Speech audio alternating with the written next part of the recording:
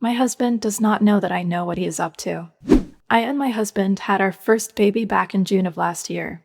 My husband's aunt gifted our son a lovely, chunky knitted blanket.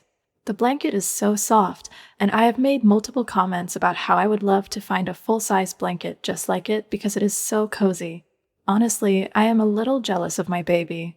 Well, this past weekend, my husband snuck off to the store. He refused to tell me where he was going or why, but later, I found a plastic bag with the logo of a local crafting store. That evening, my husband stated that he would like to have an hour of alone time every night after our son goes to sleep. He emphasized that he would not like to be disturbed, but if I needed him, I could call or text him. I agreed to this because we are both adjusting to having very little personal time since the birth of our son. Last night, during his alone time, our son started crying. I checked the baby monitor and saw that he had simply lost his pacifier and was going back to sleep.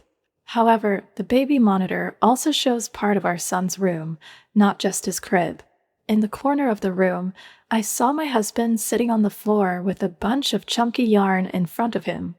I turned the volume up and heard that he was watching a YouTube video on how to finger knit. This sweet man is making me a blanket.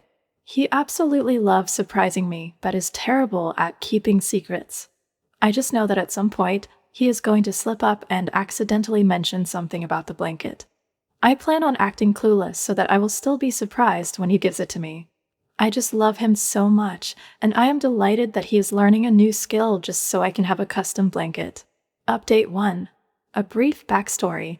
I recently posted about how I checked the baby monitor while my son was sleeping and saw my husband sitting on the floor of our son's room, finger knitting a blanket for me after I mentioned wanting a chunky blanket. My sweet husband could not hold it in. He kept mentioning that he was working on a surprise for me. Occasionally, I would ask what this mysterious project was, and he would get a cheeky smile and say, "I cannot tell you." That eventually evolved into him repeatedly telling me that keeping the surprise was really hard and that he just wanted to tell me. I kept saying no. You have kept it a surprise for this long. You can keep going. But one day after dinner, he decided he could not keep it in anymore. He showed it to me. It was only about 1/4 done, but it was lovely. The yarn was incredibly soft, and it was my favorite color. I could tell he had taken his time because all the loops were so consistent. Even unfinished, it was perfect.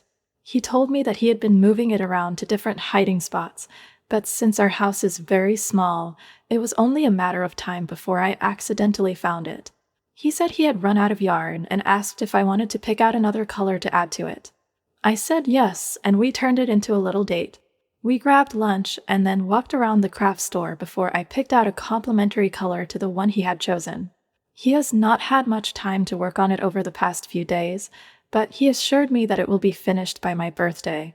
I will post a picture of the blanket when it is done. For now, I am wildly impressed with how long he kept it a secret, and I am so excited to have my first ever handmade blanket.